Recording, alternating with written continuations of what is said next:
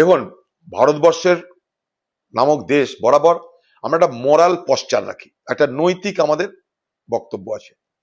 কোনো একটা দেশের সে একটা অথরিটি, সে স্বাধীন একটা শাসক। কোথাও প্রধানমন্ত্রী হতে পারে তার নাম, কোথাও তার নাম ধর্মগুরু হতে পারে, কোথাও প্রেসিডেন্ট হতে পারে, কোথাও চেয়ারম্যান হতে পারে। তাদের ব্যাপার, তাদের স্ট্রাকচার অনুযায়ী সেখানটাই তারা ক্ষমতা ভোগ করছে বা ক্ষমতায় গেছে।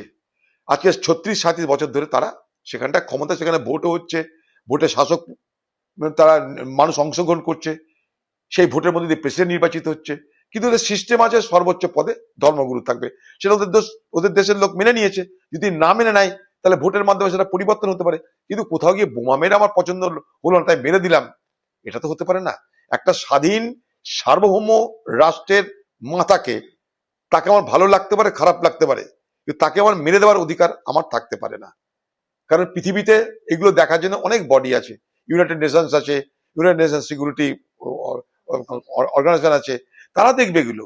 কিন্তু আমি নিজে সুপার কপ হয়ে, এখন ট্রাম্প যেটা করছে যে সে সুপার কপ, পুলিশের উপরে পুলিশ, সে সুপার কপ হয়ে ট্রাম্প যদি মনে করে ভেনেজুয়েলার রাষ্ট্রপতি তাকে তুলে নিয়ে আমেরিকায় চলায়, নাইজেরিয়ায় বোমা ফেলায়, সোমালিয়াতে বোমা ফেলায়, ইরানে বোমা ফেলে ধর্মগুরুকে মেরে দাও, এটা যদি চলতে থাকে তাহলে পৃথিবীতে কেউ তার নিরাপদ থাকবে না, কোন রাষ্ট্রের কোন রাষ্ট্রপ্রধান নিরাপদ থাকবে না। এটা কংগ্রেস তাই নৈতিক কারণে বলেছে। ব্যাপারটা বোঝার চেষ্টা করুন, নৈতিক কারণে এই জন্য বলেছে, এটা আমাদের দেশের একটা বিদেশ নীতিটা থাকা উচিত। আমাদের সঙ্গে অনেকের শত্রুতা আছে, পাকিস্তানের যারা রাষ্ট্র, তাদের সঙ্গে কি আমাদের খুব ভালো সম্পর্ক না?